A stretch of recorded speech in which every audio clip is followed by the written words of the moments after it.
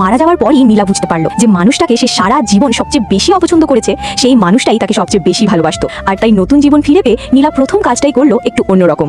ইচ্ছে করেই সে নিজের একটা সেলফি রায়হানকে পাঠিয়ে দিল। ছবিটা দেখে রায়হানের হাতে থাকা কফি প্রায় গলায় আটকে গেল। তাড়াহুড়ো করে পাশে থাকা সেক্রেটারিকে বাইরে পাঠিয়ে দিল সে, কারণ এই মুহূর্তে তার মুখের অবস্থা কেউ দেখুক সেটা সে চায় না। কিন্তু ঠিক তখনই নীলা ছবিটা ডিলিট করে দিল। একদম স্বাভাবিক ভঙ্গিতে লিখলো, সরি, ভুল করে চলে গেছে। তারপর হঠাৎ করে রায়হানকে ডিনারের দাওয়াত দিল। রায়হান অবাক, যে মেয়ে তাকে দেখলেই বিরক্ত হতো সে হঠাৎ এত বদলে গেল কিভাবে। অনেক ভেবেও শেষ পর্যন্ত না করতে পারলো না সে। পরের দিন সুন্দর করে সাজগোজ করে নীলা পৌঁছে গেল রায়হানের অফিসে। বাইরে থেকে রায়হান যতটা শান্ত দেখাচ্ছিল ভেতরে ততটাই অস্থির ছিল। নিজেকে ব্যস্ত দেখানোর জন্য ফাইল হাতে নিয়ে কাজ করার অভিনয় করছিল সে, কিন্তু নীলার এক দৃষ্টিতে তাকিয়ে থাকা তাকে আরো নার্ভাস করে তুললো। এমন সময় পাশে দাঁড়ানো সহকারী ধীরে বলে উঠলো, স্যার, ফাইলটা উল্টো ধরে আছেন। লজ্জায় মুহূর্তেই চুপ হয়ে গেল রায়হান। অবশেষে অফিস ছুটির সময় এলো, কিন্তু তখন সে দেখলো অপেক্ষা করতে করতে নীলা সোফার উপর ঘুমিয়ে পড়েছে। রায়হান ধীরে ধীরে নিজের কোট খুলে খুব যত্ন করে নীলার গায়ে জড়িয়ে দিল। কিছুক্ষণ পর নীলার ঘুম ভাঙলো। হালকা হাসি দিয়ে সে বলল, চলুন ডিনারে যাই। নিজের কোটে নীলার গায়ের সুবাস টের পেয়ে রায়হান অজান্তেই একটু কাছে ঝুঁকে গভীর শ্বাস নিল।